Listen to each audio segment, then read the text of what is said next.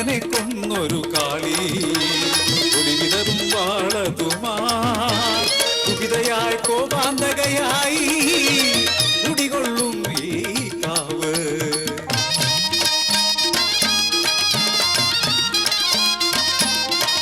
കാവിനരികിലെ നാലുകെട്ടിൽ നോമ്പുനോട്ടുള്ളൊരു കെട്ടില്ലവും പെറ്റിട്ട പുണ്യമാമുണ്ണിക്കുട്ടൻ പഠനം കഴിഞ്ഞങ്ങ് പോരുന്നാള് ഈ നാട് ഉണ്ണിയെ പെറ്റ നാട്.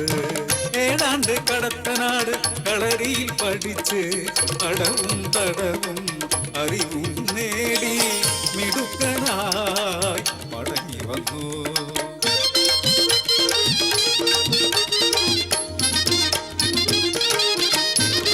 ഉണ്ണിക്കൊരുക്കമ്മ സദ്യവട്ടം ഉണ്ണിക്കു സമ്മാനം കസവുമുണ്ട്.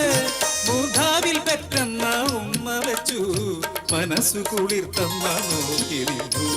കുന്നോളം കാര്യങ്ങൾ ചൊല്ലാനുണ്ടുണ്ണിക്ക് കൊതിനീരുവോളം കേൾക്കാനുണ്ടമ്മയ്ക്ക്. ഓരോന്ന് ചിന്തിച്ച് കാവിലെത്തി ഉണ്ണി കാളിയെ തൊഴുതന്നു നിന്നുപോയി.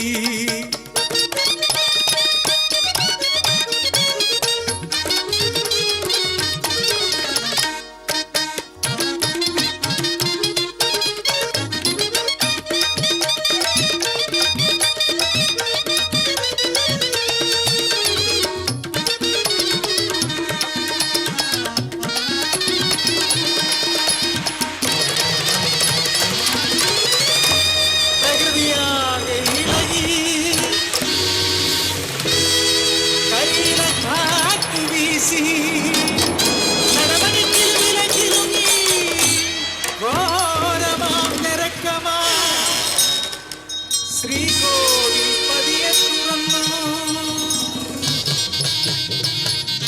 ചുടുതോരയുതിരുന്ന ദാരിക ശിരസേന്തി വെട്ടിത്തിളങ്ങുന്ന വാളേന്തി രുദ്രയ പൂകുല പോലെ വിറച്ചുകാളി കോവിലിൽ നിന്നും പുറത്തു വന്നു.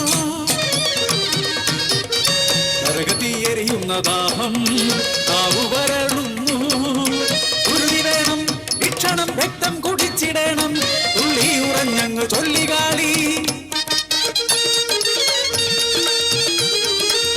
മാതൃപാദം പോലെ മണ്ണ് തൊട്ട് വന്നിച്ച് കുപിതയ ദേവിയെ ഏഴു ചുറ്റി സാഷ്ടാംഗം പ്രണമിച്ച് ചമ്രം മടിഞ്ഞങ്ങ് വിഗ്രഹം പോലെ ഇരുന്നു ഉണ്ണി.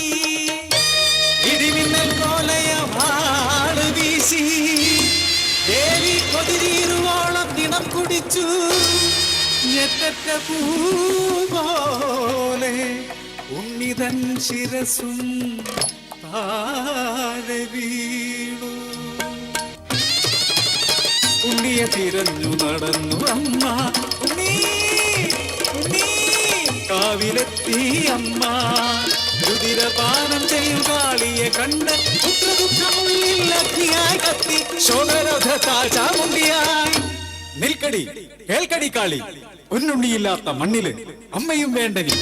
പെറ്റവയറിന്റെ നൊമ്പരമറിയാത്ത ദുഷ്ടേ, ഇനി നീ ഉയർത്തുന്ന വാൾമുനകൾ നിൻ തലയിൽ തന്നെ പതിച്ചിടട്ടെ.